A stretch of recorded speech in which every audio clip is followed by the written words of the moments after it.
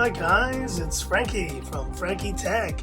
Good to see you guys again, and I'm here today with my comparison between the Realme X50 Pro 5G and the Realme X2 Pro. Now, a number of you guys have been asking me to do this comparison, but the main point of this video is that I will only be keeping one of these phones moving forward. And at the end of this video, I will tell you guys which one that is. Now, there's a number of factors to consider, and this X50 Pro is the new release from Realme. It is their first Snapdragon 865 5G enabled phone, and meanwhile, it's going against this X2 Pro, which I named my affordable flagship of 2019, and with the latest Realme UI update, this phone has gotten even better. So which of these two phones am I gonna pick? Let's go down the quick spec list and then talk about this decision. Let's have a look. So talking about design, we have an 8.9 millimeter versus 8.7 millimeters, 205 grams versus 199. And yet when you look at these phones next to each other, the X2 Pro seems almost significantly larger, almost like an XL version of this X50 Pro. And I don't know what it is about how they built this phone. Maybe it is a little bit wider, but it just feels so much thinner, so much sleeker in the hand, whereas this X50 Pro feels really thick. Just like a very chunky phone. It doesn't feel as good in the hand in my experience. But this X2 Pro, it has stood the test of time. Now, the design of this phone, I'd say, is pretty generic, but I think the colors that they chose for this X2 Pro, I like a little bit more than the color options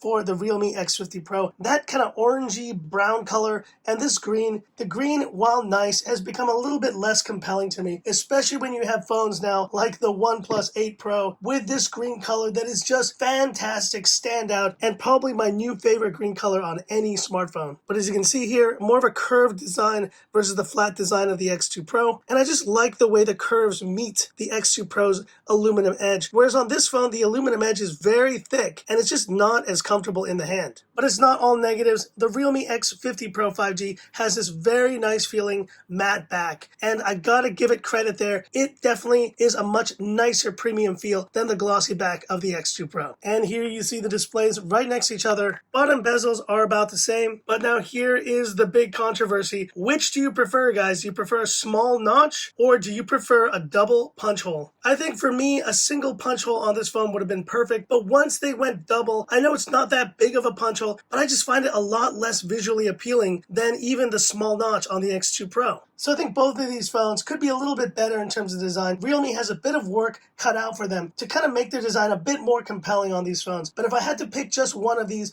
I would go with the Realme X2 Pro in terms of design. And talking about display, we have a 6.44 inch versus 6.5 inch on the Realme X2 Pro. And yet, while both of these phones have very similar sized displays, there's just something about the X2 Pro's display that feels a little bit larger. In terms of display quality, both of these phones have that gorgeous 90 Hz refresh rate. I'd say the color calibration is also very similar. Both are HDR10 Plus and both are using Gorilla Glass 5 on the front. But there's just something about this X2 Pro display that feels a little bit more spacious. I really think it comes down to this double punch hole. It just takes a lot of space visually from the phone. It almost seems like you're using a smaller phone when these phone displays are actually very similar in size. So it's going to come down to personal preference, but if I had to pick just one display, I'm going once again with the Realme X2 Pros. And here's YouTube playback on the X50 Pro 5G and the Realme X2 Pro. And once again, this is where the double punch hole really starts to kind of annoy me, guys. Maybe by surface area, it's not as significant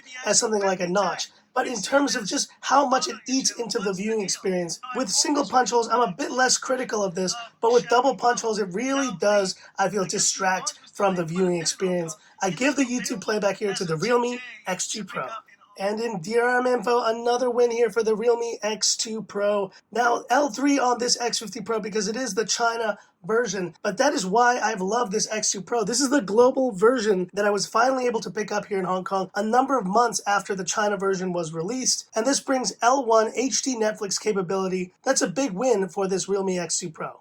But here's where we see the edge for the Realme X50 Pro using that Snapdragon 865 5G capable. And this is the 8GB version, so there's no separation between them there, but a clear jump 922 versus 668 of the Snapdragon 855 Plus. Now, does that mean that the 855 Plus is pretty much dead and buried? It is not. It is still a terrific 4G capable chipset. and I think it will definitely last for a good 2 to 3+ years. And considering you're still seeing the 855 used in modern phones like the Galaxy Note 10 Plus, like the Pixel 4 XL, like the Galaxy Z Flip, and the Galaxy Fold, this is still going to be a solid chipset for many years to come. But we can't deny it, the X50 Pro wins the performance round. If you want the latest and greatest performance, you know which phone to pick up. And in terms of battery, we have a 4,200 mAh capacity on the X50 Pro versus a 4,000 on the Realme X2 Pro. 65 watt fast charging, 0 to 100% in around 35 minutes. And you've seen the X2 Pro, it has just won all of my charge tests on this channel,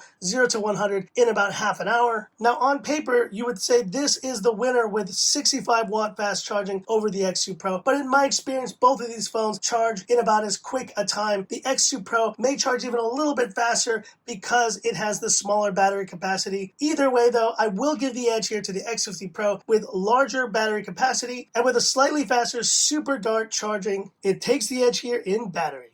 And now a quick audio speaker test. I'm going to bring the mic down. Let's have a listen.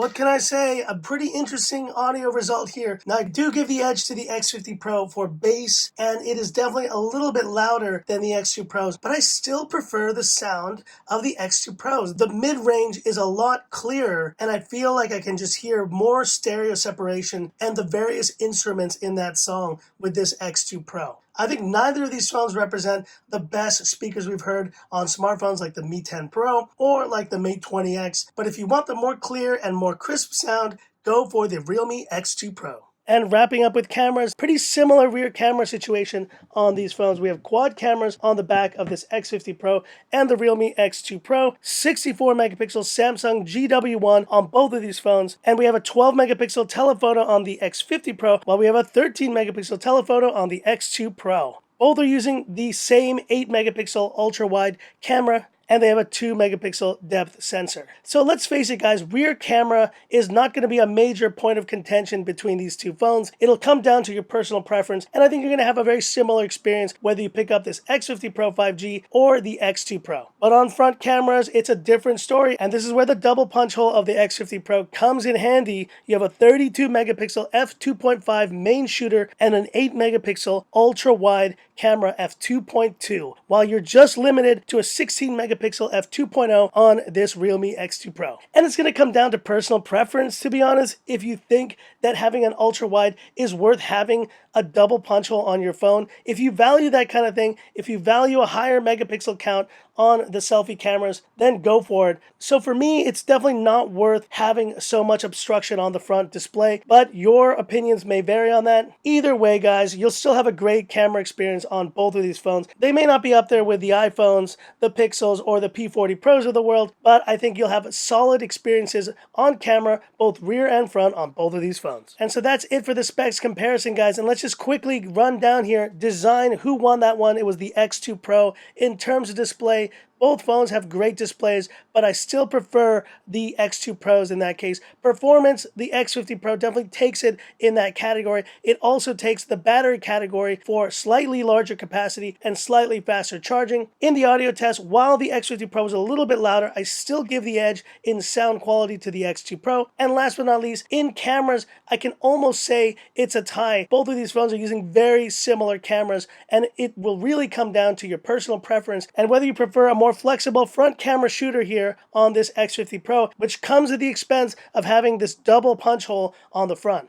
And last but not least, the price. So this phone is a little bit newer, and I got this used here in Hong Kong for around 3,800 Hong Kong dollars. Meanwhile, you can pick up the global version of the X2 Pro for 3,000 just about Hong Kong dollars. Pricing will vary in your location. I've seen pricing of 550 to 600 euros here for this X50 Pro, while you can now, I think, get deals on this X2 Pro for under 500, even in the 400 range. And so which phone am I going to keep of these two? Which one is it going to be?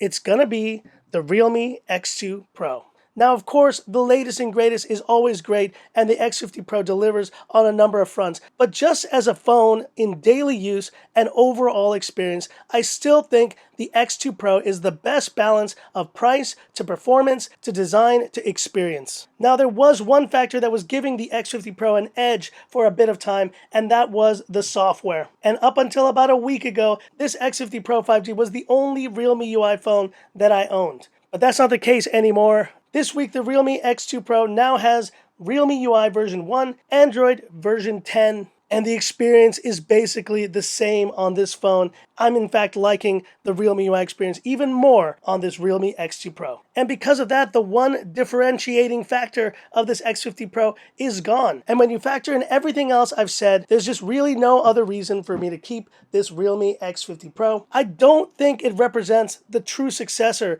to this X2 Pro. And I can't wait for a true Realme X3 Pro that will come out and replace this X2 Pro once and for all. So what does that mean? This phone is going back into my collection for future use, and this phone is going back to the store. But hit me up in the comments. Do you agree with my decision? Would you keep the X50 Pro, or are you happier and you think the X2 Pro is the better phone? Hit me up in the comments. I'd love to hear about it. And that's it for this video. If you liked it, give me that thumbs up. And if you love the content of Frankie Tech, subscribe to the channel. Hit the bell icon for future updates.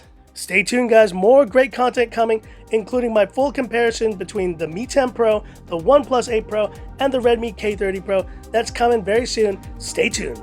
So that's it, and this is where I leave you by saying, this is Frankie Tech signing off.